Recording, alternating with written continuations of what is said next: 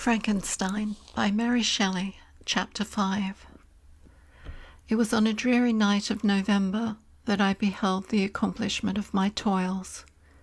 With an anxiety that almost amounted to agony, I collected the instruments of life around me, that I might infuse a spark of being into the lifeless thing that lay at my feet.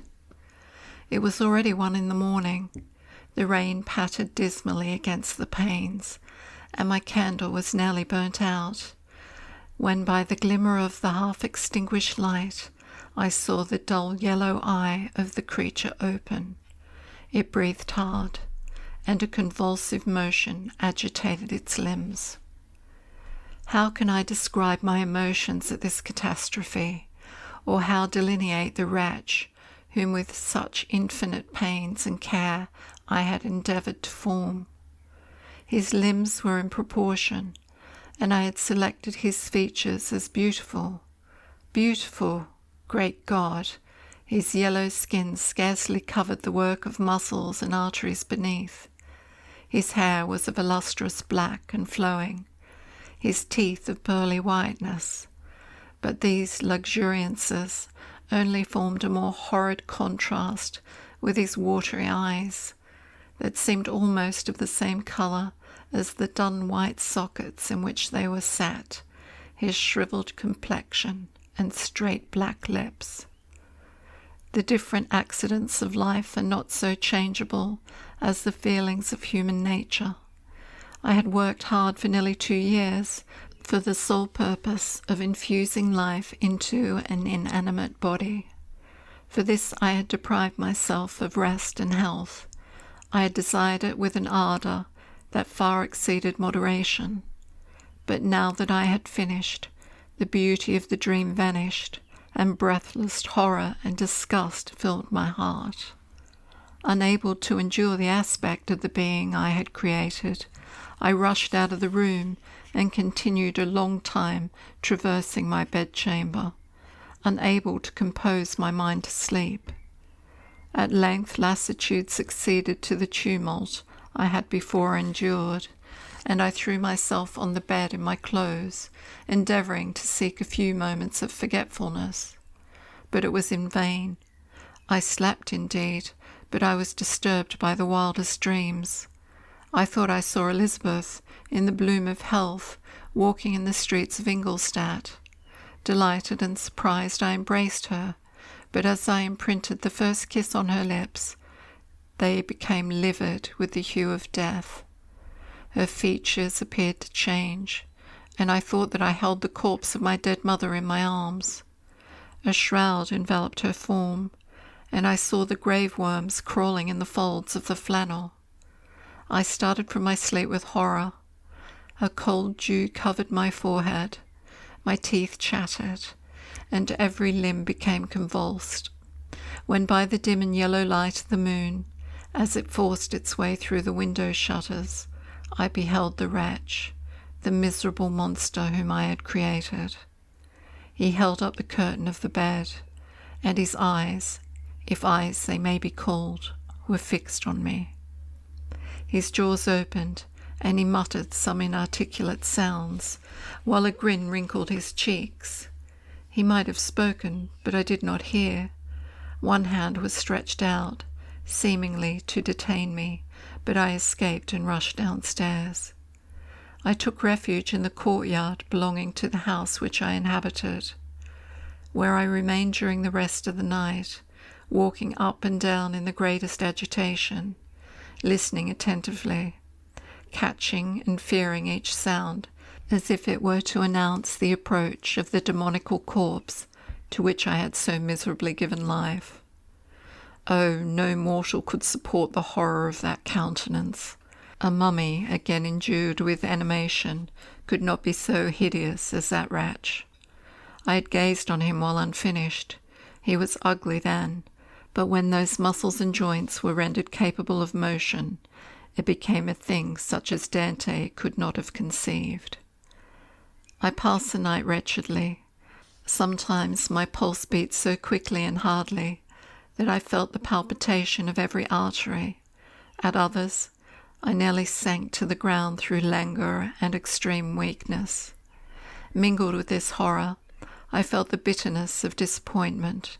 Dreams that had been my food and pleasant rest for so long a space were now become a hell to me, and the change was so rapid, the overthrow so complete.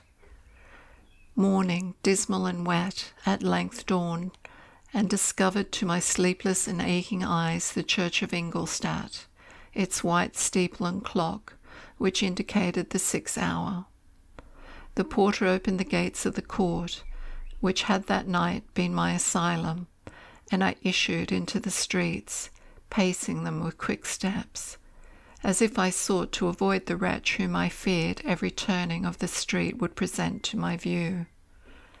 I did not dare return to the apartment which I inhabited, but felt impelled to hurry on, although drenched by the rain which poured from a black and comfortless sky. I continued walking in this manner for some time, endeavouring by bodily exercise to ease the load that weighed upon my mind. I traversed the streets without any clear conception of where I was or what I was doing. My heart palpitated in the sickness of fear, and I hurried on with irregular steps, not daring to look about me. Like one that on a lonesome road doth walk in fear and dread, and having once turned round walks on, and turns no more his head, because he knows a frightful fiend doth close behind him tread. Continuing thus, I came at length opposite to the inn at which the various diligences and carriages usually stopped. Here I paused, I knew not why, but I remained some minutes with my eyes fixed on a coach that was coming towards me from the other end of the street. As it drew nearer, I observed that it was the Swiss diligence. It stopped just where I was standing, and on the door being opened, I perceived Henry Clerval, who, on seeing me, instantly sprung out. "My dear Frankenstein," exclaimed he, "how glad I am to see you! How fortunate that you should be here at the very moment of my alighting!" Nothing could equal my delight on seeing Clerval. His presence brought back to my thoughts my father, Elizabeth, and all those scenes of home so dear to my recollection. I grasped his hand, and in a moment forgot my horror and misfortune. I felt suddenly, and for the first time during many months, calm and serene joy. I welcomed my friend, therefore, in the most cordial manner, and we walked towards my college. Clerval continued talking for some time about our mutual friends and his own good fortune in being permitted to come to Ingolstadt. "You may easily believe," said he, "how great was the difficulty to persuade my father that all necessary knowledge was not comprised in the noble art of bookkeeping. And, indeed, I believe I left him incredulous to the last, for his constant answer to my unwearied entreaties was the same as that to the Dutch schoolmaster in The Vicar of Wakefield. I have 10,000 florins a year without Greek. I eat heartily without Greek. But his affection for me at length overcame his dislike of learning, and he has permitted me to undertake a voyage of discovery to the land of knowledge. It gives me the greatest delight to see you. But tell me how you left my father, brothers, and Elizabeth." "Very well, and very happy, only a little uneasy that they hear from you so seldom. By the by, I mean to lecture you a little upon their account myself. But, my dear Frankenstein," continued he, stopping short and gazing full in my face, "I did not before remark how very ill you appear, so thin and pale. You look as if you had been watching for several nights." "You have guessed right. I have lately been so deeply engaged in one occupation that I have not allowed myself sufficient rest, as you see. But I sincerely hope, that all these employments are now at an end, and that I am at length free." I trembled excessively. I could not endure to think of, and far less to allude to, the occurrences of the preceding night. I walked with a quick pace, and we soon arrived at my college. I then reflected, and the thought made me shiver, that the creature whom I had left in my apartment might still be there, alive and walking about. I dreaded to behold this monster, but I feared still more that Henry would see him. Entreating him, therefore, to remain a few minutes at the bottom of the stairs, I darted up towards my own room. My hand was already on the lock of the door before I recollected myself. I then paused, and a cold shivering came over me. I threw the door forcibly open, as children are accustomed to do when they expect a spectre to stand in waiting for them on the other side. But nothing appeared. I stepped fearfully in. The apartment was empty, and my bedroom was also freed from its hideous guest. I could hardly believe that so great a good fortune could have befallen me. But when I became assured that my enemy had indeed fled, I clapped my hands for joy and ran down to Clerval. We ascended into my room, and the servant presently brought breakfast, but I was unable to contain myself. It was not joy only that possessed me. I felt my flesh tingle with excess of sensitiveness, and my pulse beat rapidly. I was unable to remain for a single instant in the same place. I jumped over the chairs, clapped my hands, and laughed aloud. Clerval at first attributed my unusual spirits to joy on his arrival, but when he observed me more attentively, he saw a wildness in my eyes for which he could not account, and my loud, unrestrained, heartless laughter frightened and astonished him. "My dear Victor," cried he, "what, for God's sake, is the matter? Do not laugh in that manner. How ill you are! What is the cause of all this?" "Do not ask me," cried I, putting my hands before my eyes, for I thought I saw the dreaded spectre glide into the room. "He can tell. Oh, save me, save me!" I imagined that the monster seized me. I struggled furiously and fell down in a fit. Poor Clerval! What must have been his feelings? A meeting, which he anticipated with such joy, so strangely turned to bitterness. But I was not the witness of his grief, for I was lifeless and did not recover my senses for a long, long time. This was the commencement of a nervous fever which confined me for several months. During all that time, Henry was my only nurse. I afterwards learned that, knowing my father's advanced age and unfitness for so long a journey, and how wretched my sickness would make Elizabeth, he spared them this grief by concealing the extent of my disorder. He knew that I could not have a more kind and attentive nurse than himself, and firm in the hope he felt of my recovery, he did not doubt that, instead of doing harm, he performed the kindest action that he could towards them. But I was in reality very ill, and surely nothing but the unbounded and unremitting attentions of my friend could have restored me to life. The form of the monster on whom I had bestowed existence was forever before my eyes, and I raved incessantly concerning him. Doubtless my words surprised Henry.